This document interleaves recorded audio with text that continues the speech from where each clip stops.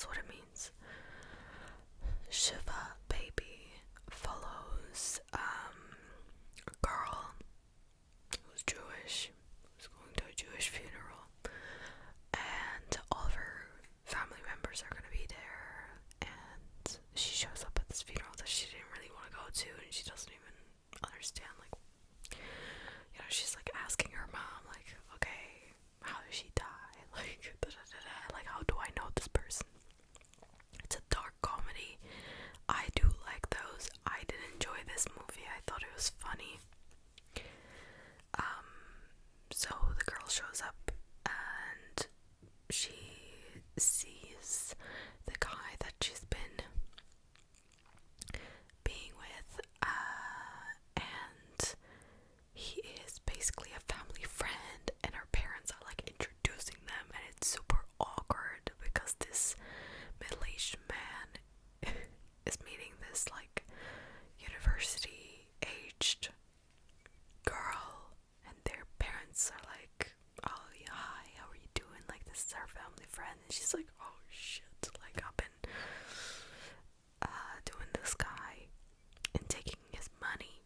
So that's why it's like Shiva Baby. It's Sugar Baby, Shiva Baby. Anyway, it's really awkward, and there's all this like editing to like show her anxiety and panic, and it was very funny to me. I forget the actress is Rachel Sennett. She kind of popped off with this movie and Bottoms, which is the other movie that she's known for, and then she wrote and produced her own show called I Love LA, which I haven't watched because I have no idea where you can watch it outside of the US. I do want to watch it, but so Rachel Sennett, I wanted to watch her movies, the ones that I could, so that's what I did. So I'd give Shiva Baby like a 7 out of 10. I don't know, it's good. I'll have to watch it again. I don't know. I found it on Mubi, and Bottoms also on Mubi, and that one is with Ayo Edebiri, who stars in the one with the chef, The Bear. Sorry guys, I haven't watched that in ages. Obviously the new season hasn't come out yet, so I love that. So in Bottoms, the movie, basically Rachel and Ao's characters are in high school, and they decide they're gonna do this support group to get chicks. It's basically a self-defense class, but they're using it as a ruse to get with the popular girls, and then the popular girl finds out, and she's like, oh my god, you've been lying to us this whole time. The whole group turns on them, and then they're like, no, but this is so much more now. And then there's like this whole fight scene that happens at the end. It's crazy. I liked it.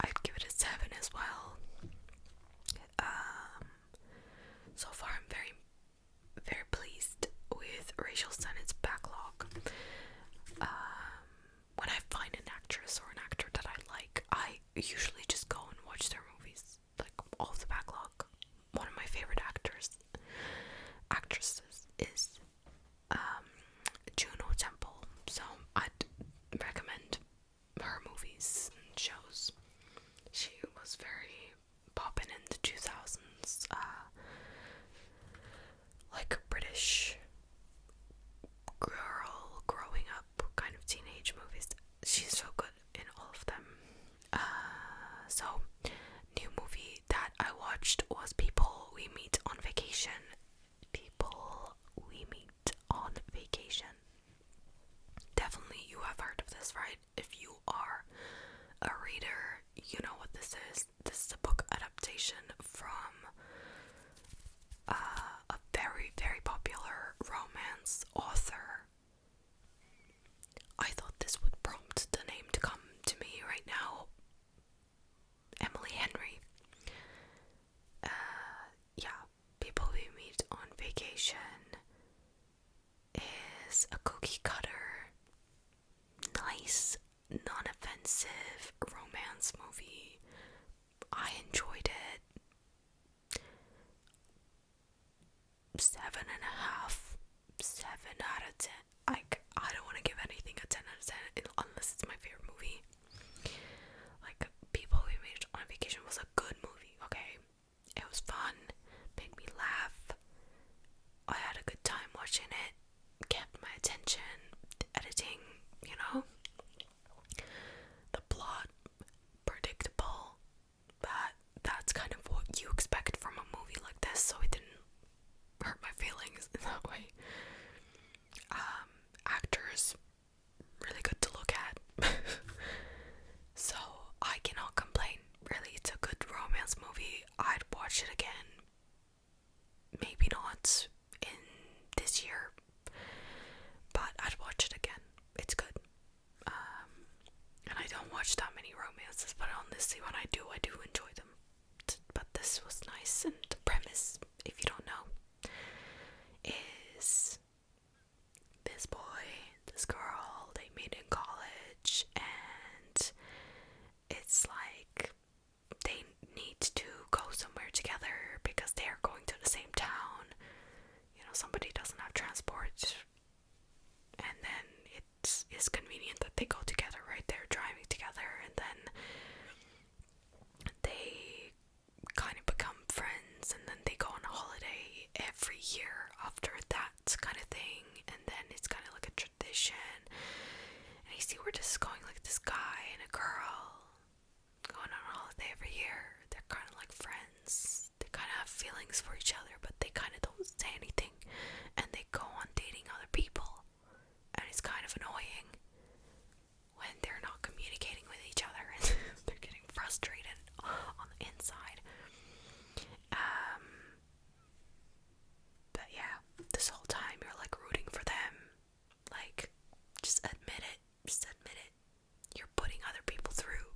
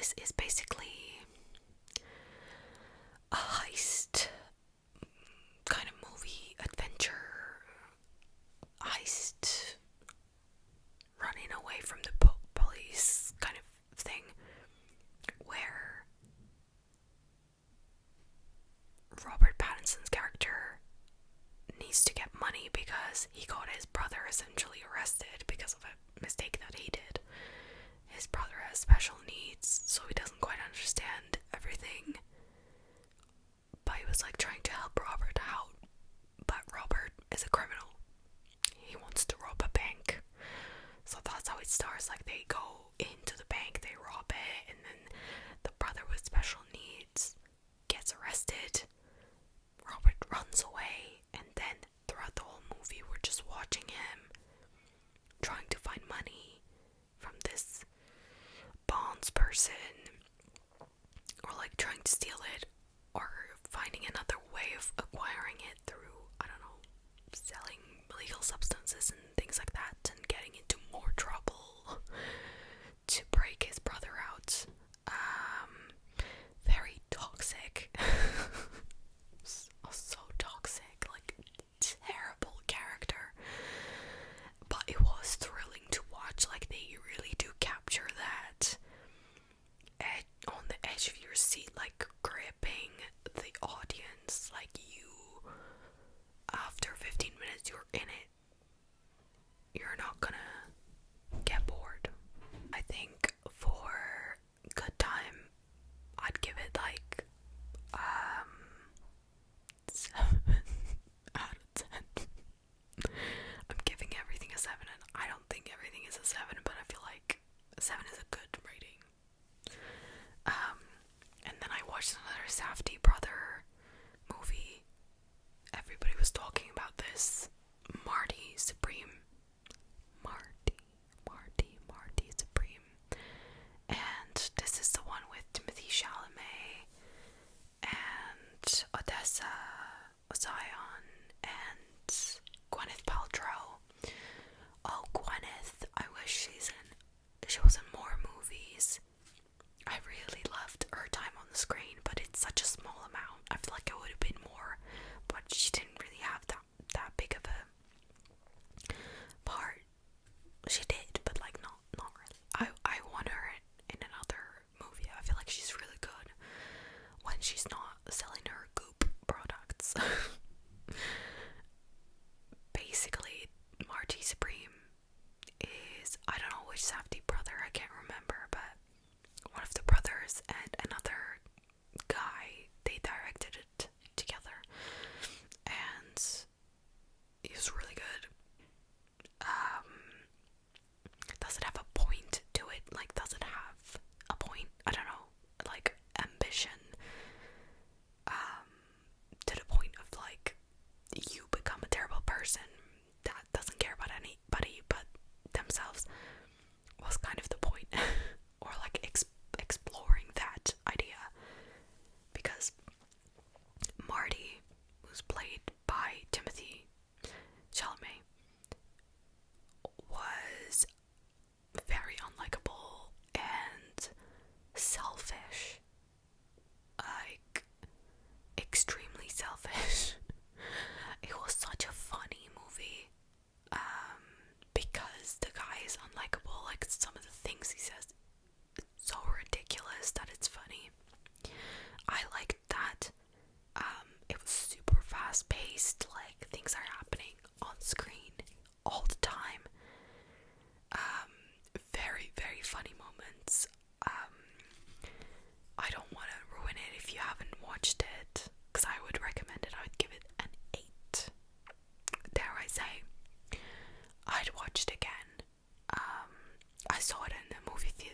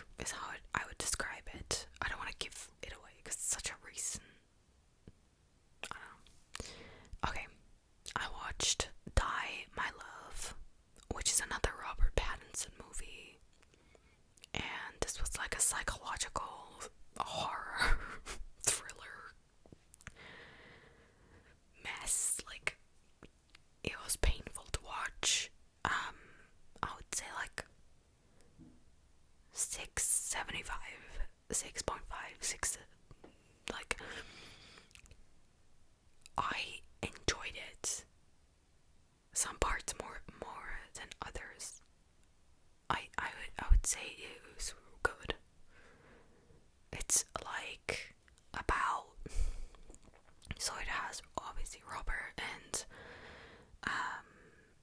Jennifer Lawrence, the main character.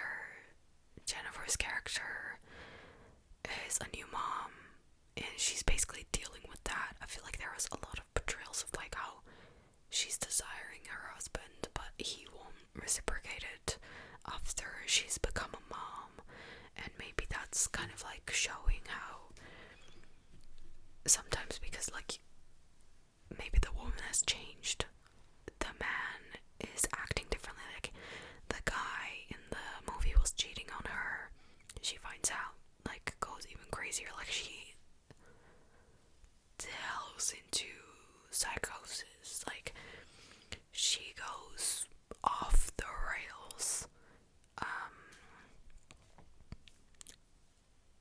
through not getting his attention, finding out the cheating, and like having this desire that's not fulfilled. She kind of like, she loves her kid, but also everything that comes after having the child is like suffocating her, just sitting in the house. And her husband's mother, it's all like, I feel like it was all like so suffocating, and that's what the movie was trying to show.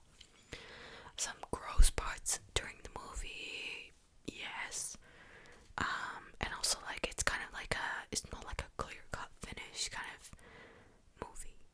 I feel like you need to draw your own conclusion. It's like another kind of an exploration movie rather than telling a story from A to B, you know. It might be a 7. Let's make it a 7. It's good. It's a good movie. It's like trigger warnings, so I'll look them up. And yeah. I watched, the next movie is The Crossing. The Crossing. This is I don't even remember. I think it's a Georgian movie.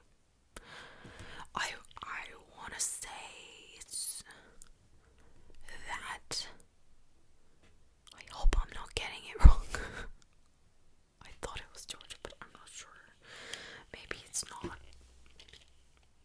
It was another language, and Turkish. Basically, this woman goes on a journey to find her sister's daughter, who is trans and has been excommunicated from the family. But now that I think her sister has passed away, she wants to find the daughter and reconnect, and she's deeply like regretting the mistake of letting her go because of that, because that she's trans, and she is accompanied to go to Istanbul with this young guy who says that he has information about where she is. It turns out that he doesn't really have information, but he's also like just trying to get out of the life that he had there, and they kind of like don't like each other very much. Like the lady is kind of like all closed off, and slowly she warms up to him, and it was heartwarming and very sad at the same time.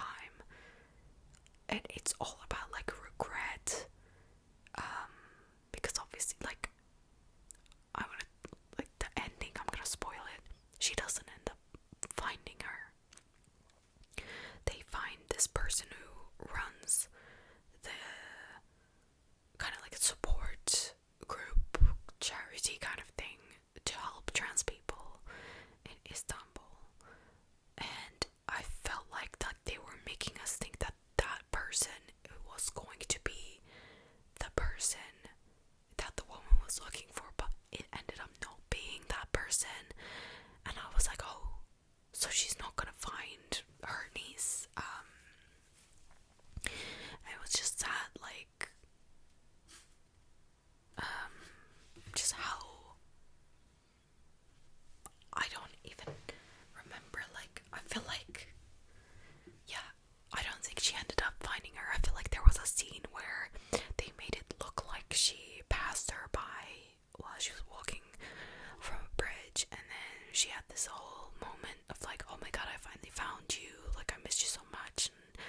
fucks this lady, and it actually is just all in her head. That last part, like, she's just like imagining that she did it, but like she never ended up finding her, which was so heartbreaking. And it's just like goes to show, like, it doesn't matter. Like, I said too many likes, I think, and then the guy that she was traveling with like ended up staying behind and wants to try to work in the big city or whatever. But it was very much about like human connection and regretting decisions, things like that, just life. Yeah, it was an interesting movie.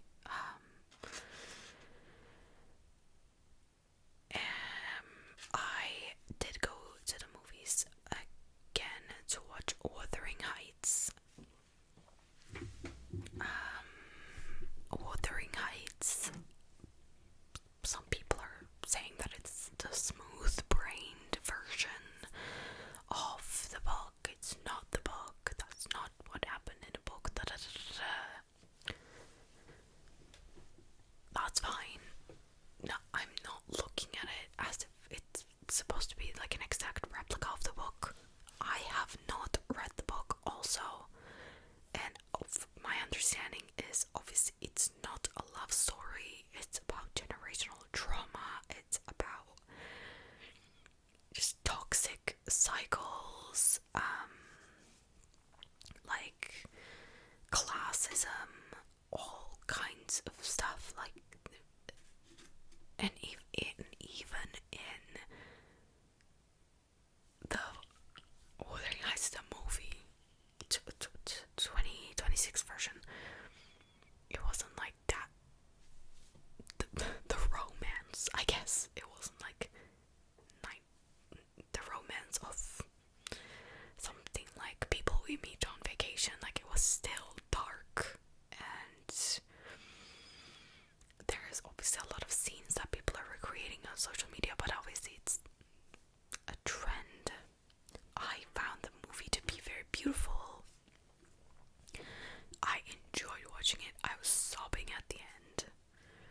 I was like, this is so unfair. Like, at the end, like, spoilers, the sister of the main character is basically lying, and because of her lies, and also she's ignoring some things, main character ends up dying, and it's just so sad because you want them to, like, to be with each other, but also like he's torturing somebody else over there, but it's through consent. But it's just like so unfair, and it's like you want them to be together, you want a happy ending, but you don't get the happy ending, and I literally cried. Maybe the smooth-brained version, I liked it. Okay. I really loved her outfits, all of her ball gowns and dresses, and the big house, like, so beautiful. I enjoyed it. I think this is the same director that did Saltburn. I have not watched Saltburn, so I can't speak on that.